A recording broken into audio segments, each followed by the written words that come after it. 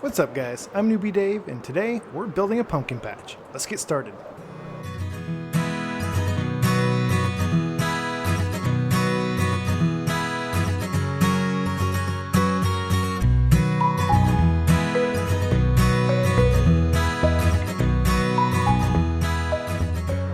What's going on everybody? Here I am flying back to my old base. We gotta do some maintenance over here today.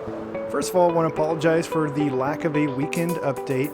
I was not feeling very well this weekend. Still not feeling really fully back to normal, but I'm good enough to crank out a video today. Still, it is going to be a pretty simple video. To start with, we've got some bad news. The 1.18.10 update fixed the furnace XP stacking bug, by which I mean it broke the furnace XP stacking exploit. And so unfortunately, even though my kelp farm over here is still going to be amazing for making lots and lots of kelp blocks for fuel, it will sadly be non-effective as an XP farm from this day forward.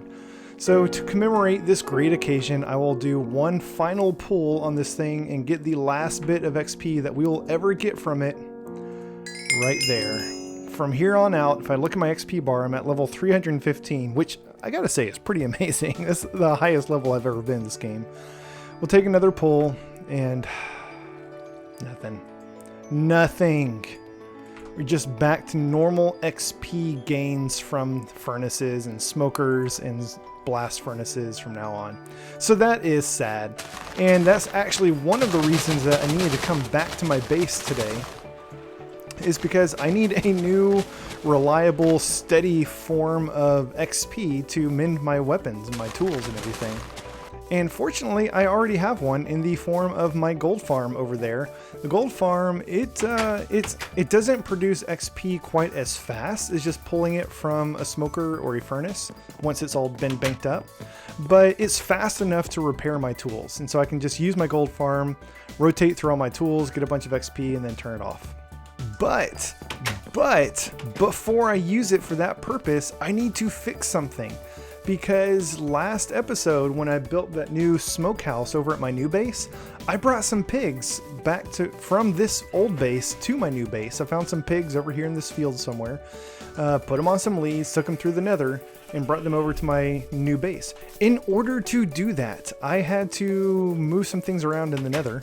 And I'll show you, if I go through my Nether portal here at my base now, rather than it leading me out to another portal in the Nether fortress that was up above, I moved this portal down to Y14 where I've got my little underground base. Now it's just a very quick little hop over to this tunnel that leads to my Nether portal to my new base. That made it so much easier to transport animals from one Nether portal to the other, rather than trying to get them down from that Nether fortress way up there all the way down here somewhere. The problem with doing this is it moved this end of the portal far enough away from where it would link up to my overworld portal that I was now linking to the other Nether portal over here. Oh, hello guys. That I set up for my gold farm. Let me put on my good gear for this. We're not playing around in the Nether. So this portal right here, this portal existed purely to link to the gold farm so that all the piglins that would spawn in the gold farm, the ones that came through into the Nether, would come through this portal and not my portal over there. Since I moved my portal farther away, it was now linking to this one, and that was no good, so I had to break this one, which means that the gold farm is now linking to my Nether portal. This is all kinds of not okay, because when you use a gold farm, especially if you start attacking the piglins, it's going to make all the other piglins really angry at you. And then when you come through the Nether portal, there's going to be a bunch of angry piglins on this side of it, and they are not pushovers. You do not want to mess with a mob of angry piglins.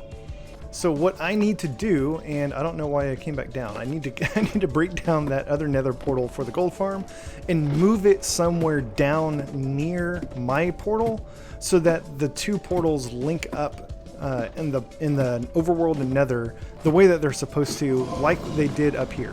My goodness, these blazes and these Wither skeletons. Crazy up here. This might be a good time to have a bow and arrow, which I conveniently left in my inner chest. So I'm going to quickly break down this portal, get all the obsidian, and move it down a little ways. I'm pretty sure my armor is good enough to protect me from these blazes for the 30 seconds that this should take. Okay, we're done. We're leaving you guys. Goodbye.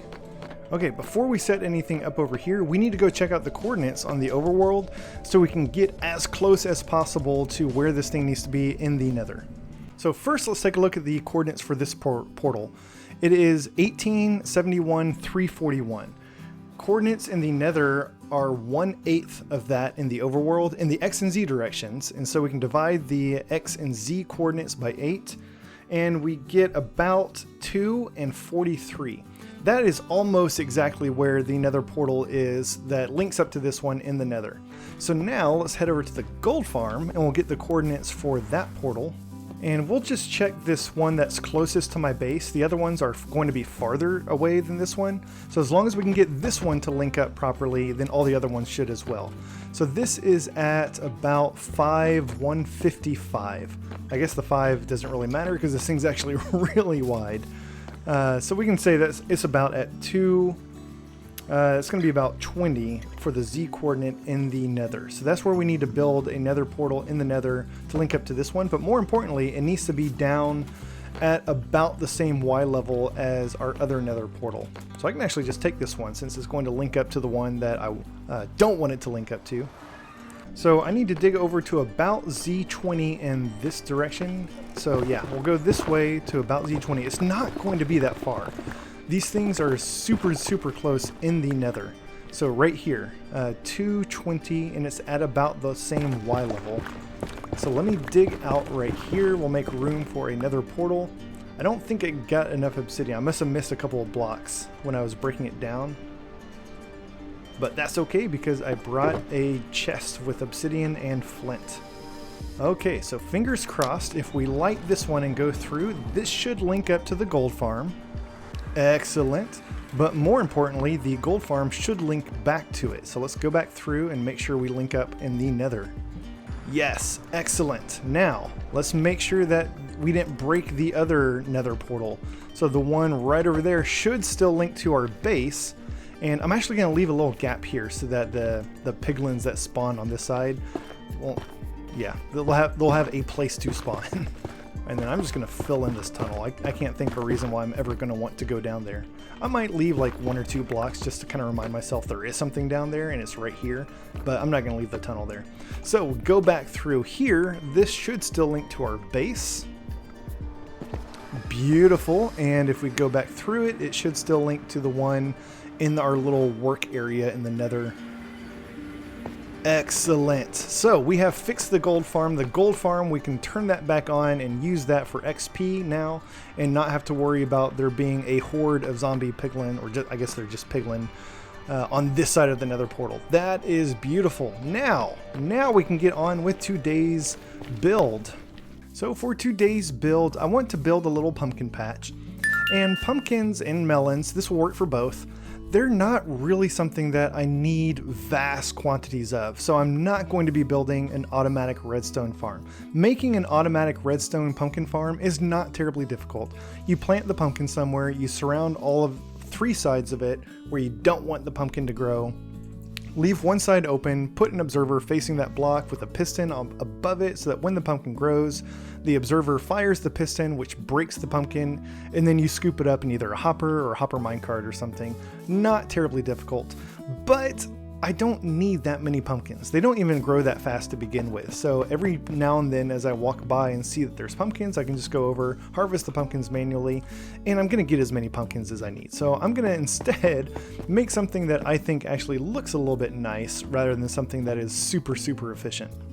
And I think I'm going to do this right across from our new smokehouse over here, which, by the way, I did end up removing that little water trough because these pigs, they would not stop jumping on top of that. They were trying to get out. They had their hearts set on it, and it was driving me crazy. So I just put the water in the ground.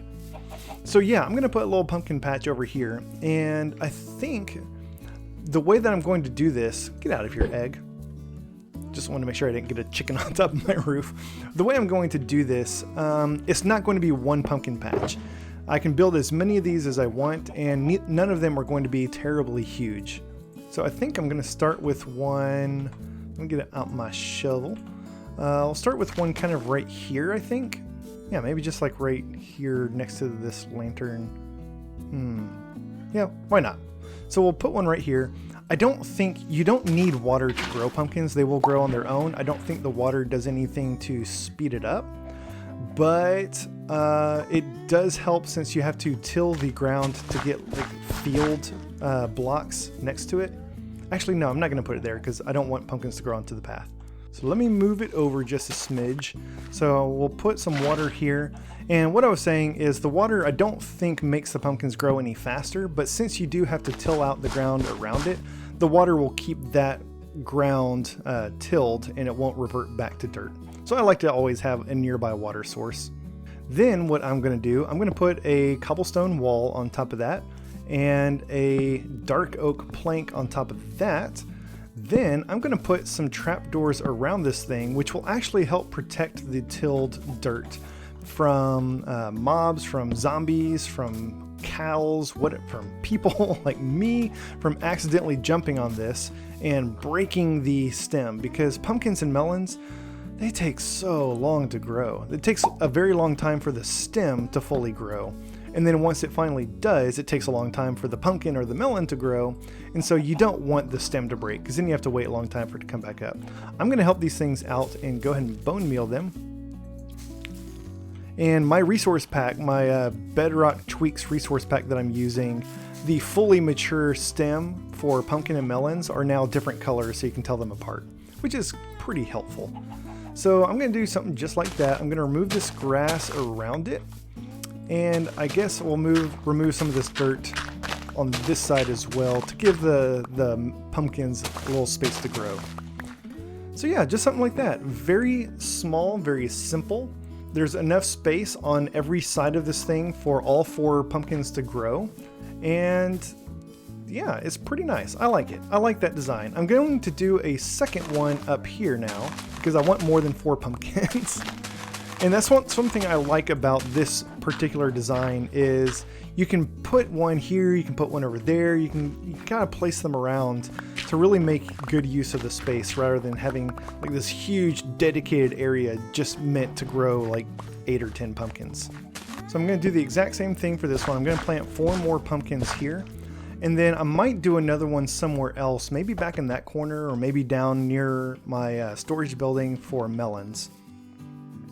Like I said, I don't need tons and tons of pumpkins and melons. I mostly use them for decoration, and even then, pretty sparingly.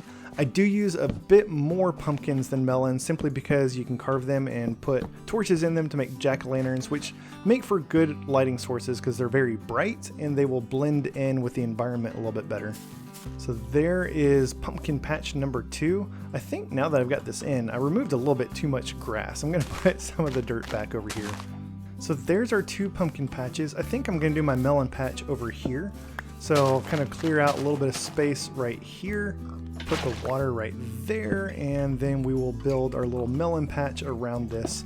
I think this is a good spot. It's still around the smokehouse, which is where I wanted to build these things, but it's not like right next to the pumpkin patches. I thought about putting it on this side, back on this hill, but then I realized you would never see it. And these things actually look kind of cool, I think. So I want you... Oh, get out of here, Enderman. What are you doing? Give me my dirt back. So yeah, I want to be able to see these things. And so I'm going to put this one out front.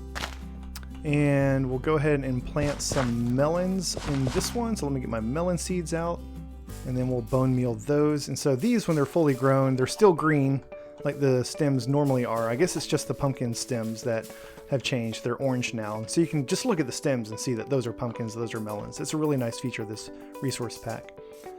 Now, I think I need to go look this up. I'll probably have a little pop-up in the video after I edit it. I don't know if the pumpkins and melons will grow on a block if there is grass or flowers there. So I'm going to go ahead and break the grass and flowers where the melons might generate. And then while I'm here, I want to do a little bit more decorating around this structure. I like the way that I decorated the actual building itself, but I think it could use some more plants and like some flowers and stuff around it. And especially some of these pumpkins and melons. Since I'm going to be growing pumpkins and melons around this thing, I think I might as well go ahead and use them to decorate as well. So yeah, I've got a couple of pumpkins and melons already, so I'll just put some of those around as well. So maybe just one over here in the corner, maybe a melon. Actually, I'm going to do a pumpkin because there's going to be melons growing here. So I'll do a pumpkin by the tree, maybe surround it with some bushes. And because I removed a torch that was over here and this area is a little bit dark now, let me try something. I'm going to actually put a second slab on top of that. And then let me go get a lantern. I'll put a lantern on top of the slabs. Just like that. So how does that work? Does that work? Yeah, I think that works. I think it's nicer than placing a lantern or a torch just randomly on the ground somewhere. Alright, and then just a few more bushes and plants here or there, and I think that we can call this complete. Yeah, it always amazes me how big of a difference just throwing in a little bit of vegetation around a build makes. This looks... I was already really happy with how this structure looked previously, but look at this, just throwing in a couple leaf blocks and some rose bushes, and now we got some... Oh look, we've already got pumpkin that grew. That was fast. Yeah, it looks so much better already. So that is going to wrap things up for today. Thank you all so much for watching. I know that this episode is a little bit shorter than usual, but like I said, still getting over being sick. So hopefully I'll start feeling better this week and I'll get y'all a proper weekend update. Big shout out to my patron Tiki. Thank you so much for your support. Really appreciate it. If you enjoyed this episode, please hit that like button. And while you're down there, feel free to subscribe so you'll get notified of future episodes as they come out. Thanks y'all and have a great day.